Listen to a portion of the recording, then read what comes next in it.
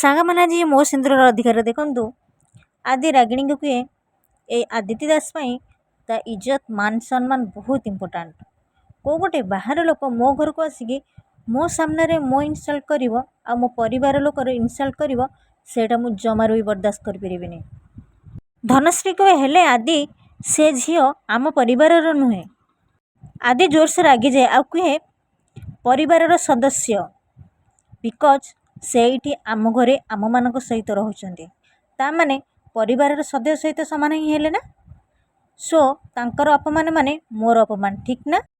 ରାଗିଣୀ କୁହେ ଗୋଟେ କଥା ମନେ ରଖେ ଧନଶ୍ରୀ, ମୁଁ ଏ ପ୍ରୋଜେକ୍ଟ ପାଇଁ ବିଲକୁଲ ଇଣ୍ଟରେଷ୍ଟେଡ଼ ନଥିଲି, ହେଲେ ତୁ ପ୍ରପୋଜାଲ ଦେଲା ପରେ ମୋତେ ଲାଗିଲା ଆମ ଦୁଇ ଜଣଙ୍କ ପାଇଁ ଏ ବିଜନେସ୍ ପ୍ରଫିଟ୍ ଦେବ। ମୋତେ ଲାଗୁଛି ଏ ପ୍ରୋଜେକ୍ଟ କେବେ ବି ହେଇପାରିବନି, କିନ୍ତୁ ମିଷ୍ଟର ଏଡି ମୁଁ ମୋର ଏ ଲସ୍କୁ କେବେ ବି ଭୁଲିବନି। ଆଦି କୁହେ ଡୋଣ୍ଟ ୱରି ମିସ୍ ରାଗିନ୍, ଆପଣଙ୍କର ଦେଇଥିବା ଆଡ଼ଭାନ୍ସ ଆପଣଙ୍କୁ ମିଳିଯିବ, ଆଉ ସେଇଟା ବି ଇଣ୍ଟରେଷ୍ଟ ସହିତ। ରାଗିଣୀ କୁହେ ଇଣ୍ଟରେଷ୍ଟ ତ ମୁଁ ନେଇକି ରହିବି, ହେଲେ ମୋତେ ଦେଇଥିବା ଅପମାନର ଯାହାକୁ ଫେରେଇବା ତୁମକୁ ବହୁତ କଷ୍ଟକର ହେବ ମିଷ୍ଟର ଆଦିତ୍ୟ ଦାସ, ମାଇଣ୍ଡ ଇଟ୍।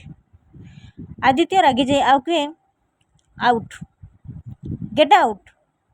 ସାଙ୍ଗମାନେ ଆପଣମାନେ ଯଦି ମୋ ଚ୍ୟାନେଲରେ ନୂଆ ଅଛନ୍ତି ତାହେଲେ ମୋ ଚ୍ୟାନେଲକୁ ସବସ୍କ୍ରାଇବ୍ କରିଦିଅନ୍ତୁ, ଛୋଟ ଲାଇକ୍ଟେ କରିଦିଅନ୍ତୁ। ଜୟ ଜଗନ୍ନାଥ।